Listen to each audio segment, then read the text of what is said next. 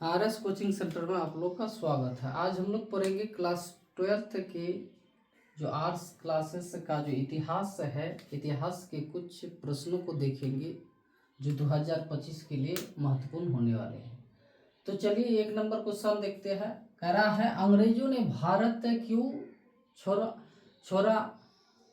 इनके यानी दो कारण की चर्चा कीजिए। कह रहा है किन्हीं दो कारणों की चर्चा करें। अंग्रेजों ने भारत क्यों छोड़ा था, ठीक है। तो कह रहा है अंग्रेजों के भारत छोड़ने के दो कारण इस प्रकार है। आपको दो ही कारण देने के लिए बोला गया है, दो कारण दीजिए, यानी इसका क्या कारण है।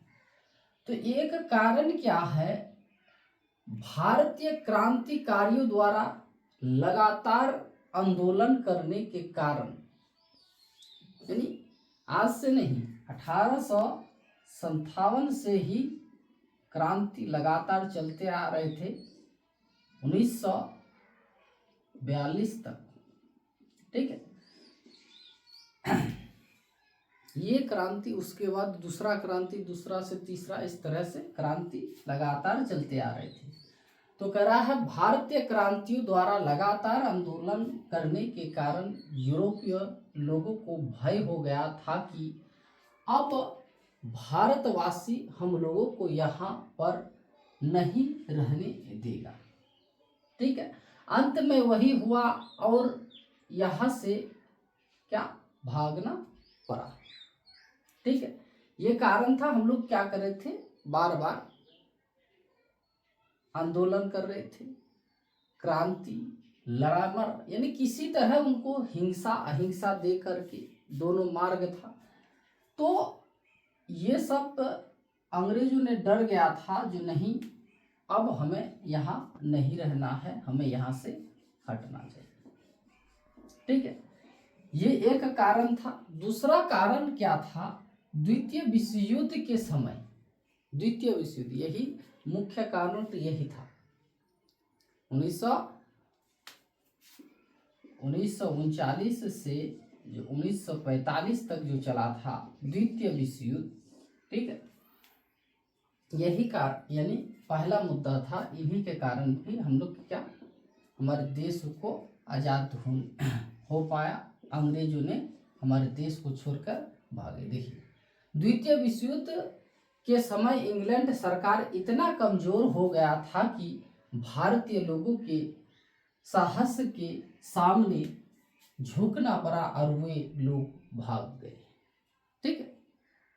चलिए, यही दो कारण जब भी देने के लिए बोलेगा दो कारण बताइए, तो यही दो कारण देना होगा। नेक्स्ट क्वेश्चन क्या कह रहा है, कह रहा है कब और क्यों साइमन कमीशन भारत आया। तो देखिए, कह रहा है 1919 ईस्वी के एक्ट के अनुसार यह निर्णय हुआ था। 1919 में रॉलेट एक्ट कानून भी उसी समय हुआ था, ठीक है। जलियांवाला बाग का हत्याकांड भी हुआ था 13 अप्रैल 1919। तो कह रहा है 1919 में एक बैठक हुआ था, उसमें निर्णय लिया गया था क्या, कि प्रत्येक 10 वर्ष के बाद सुधारों का मूल्यांकन करने के लिए इंग्लैंड से एक कमीशन भारत आएगा।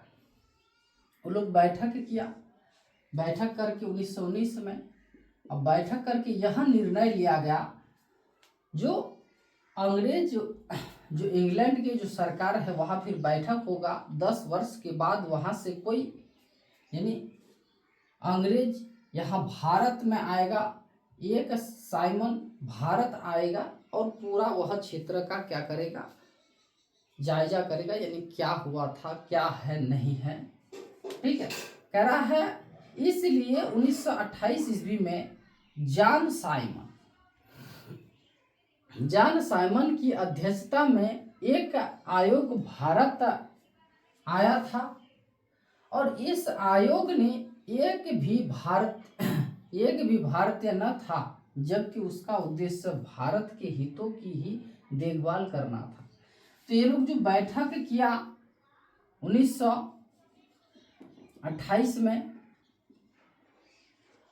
तो तो इस बैठक में एक भी भारतीय नहीं थी, और जबकि भारत का ही यानी निर्णय लेना है जो भारत में क्या चल रहा है नहीं चल रहा है, तो इस बैठक में भारत के कोई भी नहीं थे।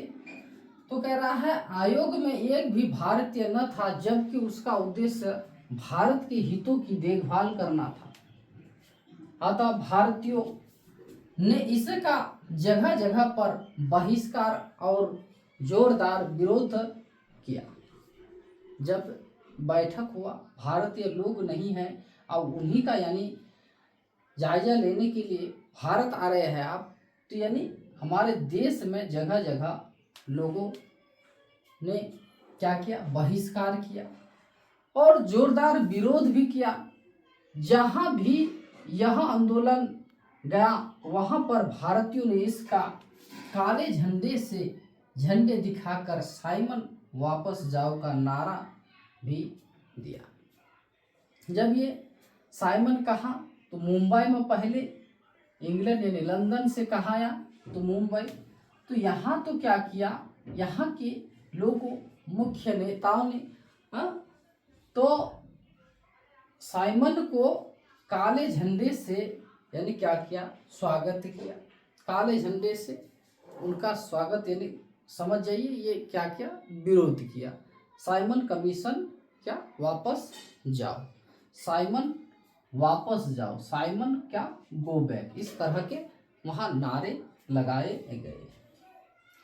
फिर यहाँ तो मुंबई, लंदन से कहा मुंबई आया, फिर मुंबई से उत्तर प्रदेश, ये हर जगह भारत के हर क्षेत्र में ये घूमे। वह ये नहीं प्रभाव किया कौन क्या बोल रहा है बोलने दीजिए, कोई टेंशन नहीं, चलिए वह पूरे क्षेत्र का वह भ्रमण किया भारत का।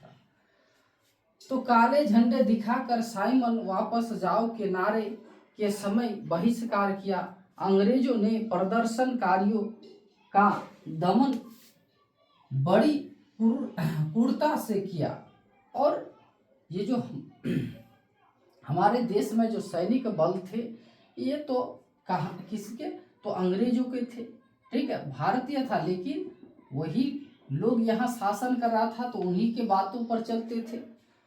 तो सैनिकों ने ये जो प्रदर्शन हो रहा था, कहीं पर लाठीचार्ज, कहीं पर और कुछ फायरिंग, तो ये दमन कर दे रहे थे, इस प्रदर्शन को दमन करते जा रहे थे यानी दबाते जा रहे थे।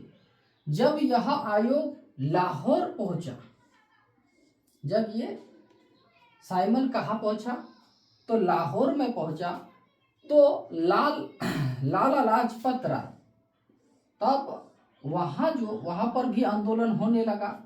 और वहां के मुख्य नेता यानी क्या, लाला लाजपत राय उस समय वहां प्रदर्शन कर रहे थे, जुलूस का नेतृत्व किया, और पुलिस के भीषण लाठी प्रभाव से लाला लाजपत को कई गहरी चोट लगी, ठीक है। तो यहाँ पर लाला लाजपत राय लाहौर में यहाँ पर भी जोरदार यानी बहिष्कार किया गया। साइमन गो बैक, साइमन वापस जाओ, साइमन वापस जाओ, काले झंडे से यानी विरोध करने लगी। तो सैनिकों ने क्या किया, इतना लाठी बरसाई जिससे लाला लाजपत राय को भीषण लाठी का प्रहार हुआ, और लाला लाजपत राय को कई गहरी चोट लगी, जिसके फलस्वरूप बाद में उनकी क्या हो गई, तो मृत्यु हो गई। और यानी यही नहीं, लाहौर में नहीं, उत्तर प्रदेश, बंगाल प्रांत, पंजाब प्रांत, पूरे हर क्षेत्र में, भारत के हर क्षेत्र में क्या इस तरह के प्रदर्शन हुए और बहुत तरह के घटना भी घटे थे, ठीक है। तो ये हुआ था क्या, कब और क्यों साइमन कमीशन भारत आया था।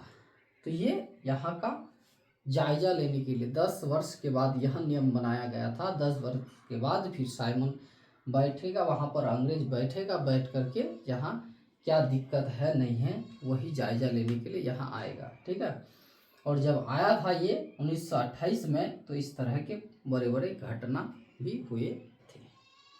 तो ठीक है, आज यही तक।